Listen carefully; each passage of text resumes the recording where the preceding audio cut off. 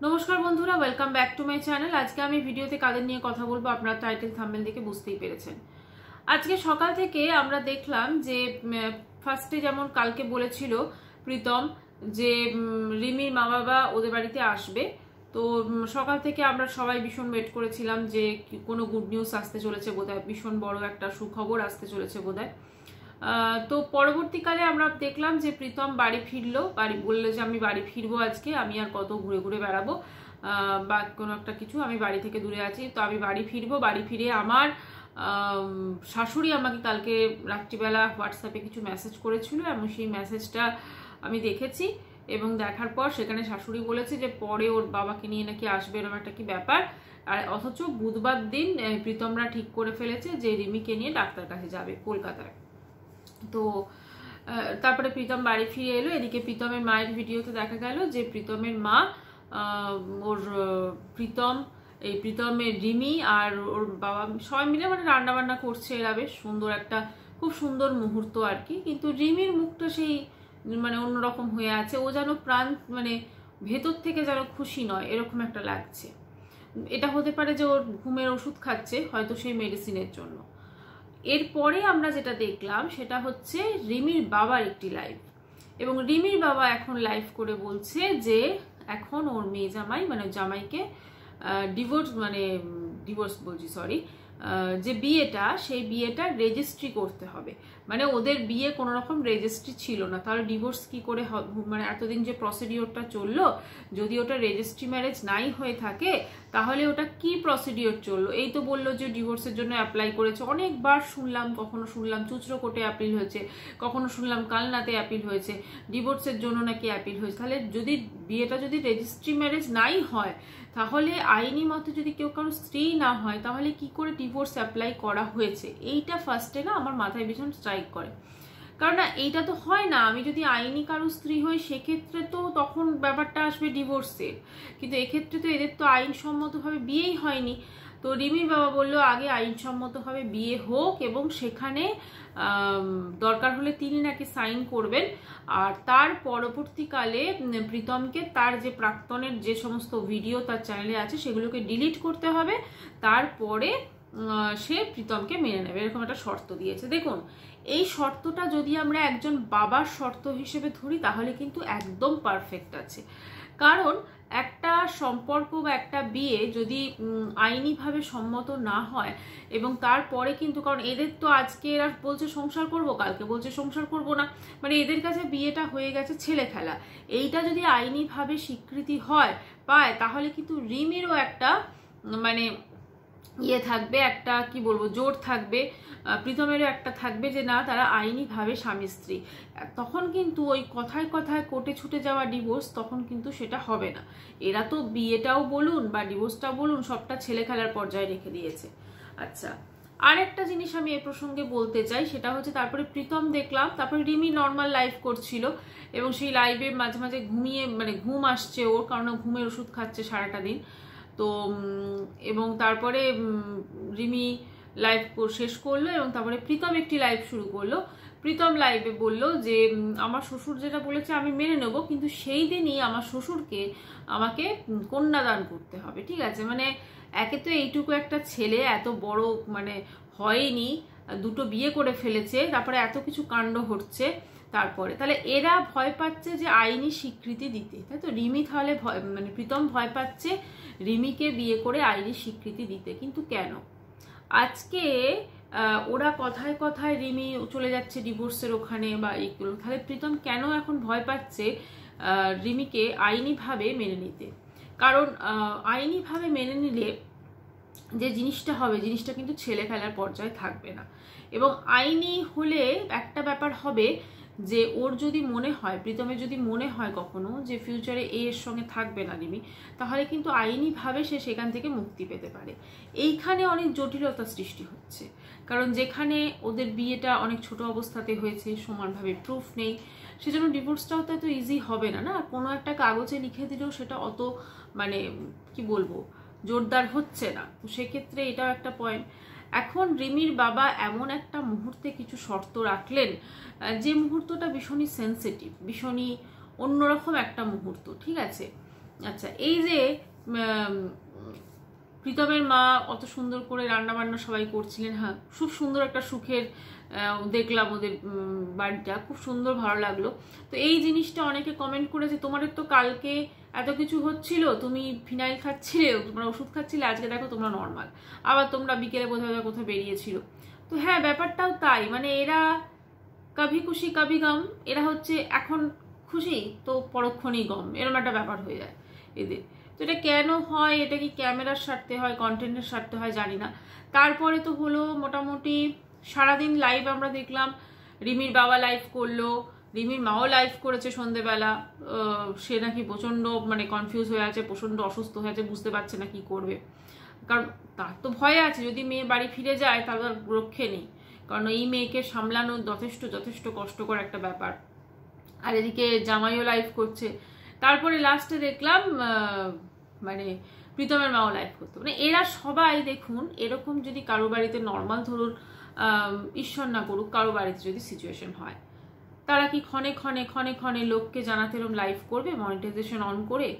এই ব্যাপারটা না এবার একটু ভাবাচ্ছে জানেন তো, কারণ এদের মানে এমনভাবে সমস্ত কিছু ক্রিয়েট হচ্ছে, জানি না এটার মধ্যে কি আছে, কতটা সত্যতা আছে, কারণ এরা এদের কেচ্ছাটাকে পুরো বিক্রি করছে, রীতিমতো বিক্রি করছে।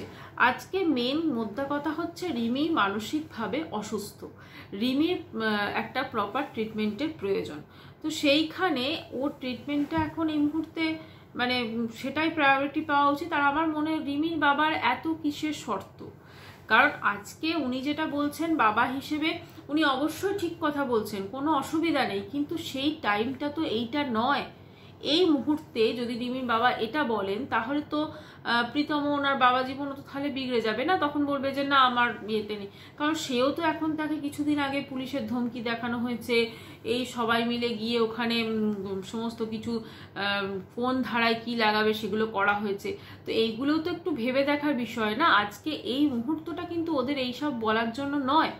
আর রিমি যখন লাইভ করছিল বা রিমির ওপর দিয়ে যেটা মনে হলো ভীষণ পরিমাণে মানসিক চাপ যাচ্ছে, মানে ও কিন্তু এইগুলোকে খুব একটা সহ্য করতে পারছে না, এবং শুধু সহ্য করা নয় মানে ওর মধ্যে কোথাও না কোথাও একটা মানে অন্যরকম একটা হীনমন্যতা একটা চলে এসেছে। ও কিন্তু লাইভ করতে করতে বলছে যে আমি এবার শুয়ে পড়বো, আমার ঘুম আসছে, বাইরে থেকে আমি খেয়ে।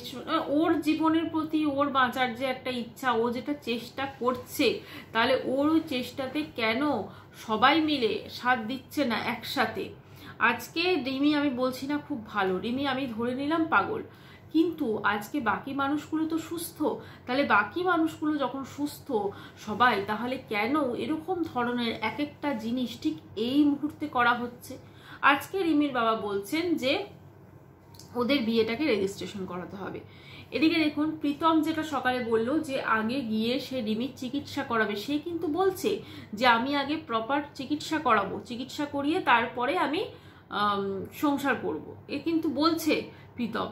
তাহলে আজকে রিমির বাবার কি অসুবিধা হয়ে গেল যে আজকে হট করে এরকম একটা মুহূর্তে সে আবার ওই সমস্ত কথা চলছে রেজিস্ট্রেশন? কারণ এইটা তো অবশ্যই ওটা প্রয়োজন আছে, কিন্তু এই সময়টা এটা নয়।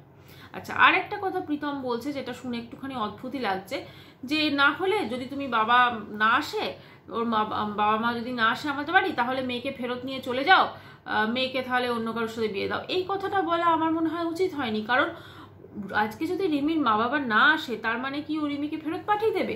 তাহলে তো একটা জিনিস হয়ে গেল না, যে ওখানেও রিমিকে বলা হচ্ছে বাড়ি থেকে চলে যাও বা কিছু, তাহলে ও তো সেটা মাইন্ড করে নেবে, কারণ একই তো ওর ভীষণভাবে পিকল মাইন্ড, তো সেই জায়গা থেকে ওটা মাইন্ড করতে পারে। কারণ নর্মালি এই ধরনের মানুষের সাথে যার মানে মানসিক সন্তুলনটা ঠিক নেই, তার সাথে যদি আমি বেশি করে তাকে আঘাত করার চেষ্টা করি, তাকে বেশি করে দুঃখ দেওয়ার চেষ্টা করি, জিনিসটা কিন্তু ততটাই ছড়িয়ে ছিটিয়ে যাবে এবং ততটাই আগুছলো হয়ে যাবে। কিন্তু তাকে যদি একটুখানি রিমির সব থেকে আগে যেটা দরকার সেটা হচ্ছে ভালোবাসা। ও কিন্তু সবাইকে ভালোবাসা হয়তো দিয়েছে, কিন্তু পায়নি খুব একটা। আজকে বলতে বাধ্য হচ্ছি ওর নিজের মাও কিন্তু ওকে কোনোদিন খুব একটা ভালোবাসেনি। আজকে যদি খুব একটা ভালো উনি বাসতেন, তাহলে ছোট থেকে প্রথমে যেটা করতেন একদম, যেটা রিমির বাবাও বলেছিল, শাসন করতেন, প্রতিটা পদক্ষেপে ও যে ভুলগুলো করছে সেগুলো ধরিয়ে দিতেন, ওকে বেশি করে সময় দিতেন, কারণ আজকে ওর যে এই একটা অবস্থা, যে সিচুয়েশন, এখানে ও দেখবেন সবসময় যখন ওর বাপের বাড়িতেও যায়, ও কাউকে না কাউকে ওর সাথে থাকতে হয়। সেটা কখনো আকাশের চাঁদ হতে পারে। এর আগে আমরা বিভিন্ন জনকে দেখেছি। কেন? কারণ ও নিজেকে একাকিত্ব বোধ করে, নিজের হীনমন্যতায় ভোগে, ঠিক সেই কারণে ওর কাউকে প্রয়োজন। কারণ ছোটোর থেকে হয়তো ও মা বাবার সাহচর্য, স্পেশালি মায়ের সাহচর্য হয়তো ঠিকঠাক পায়নি।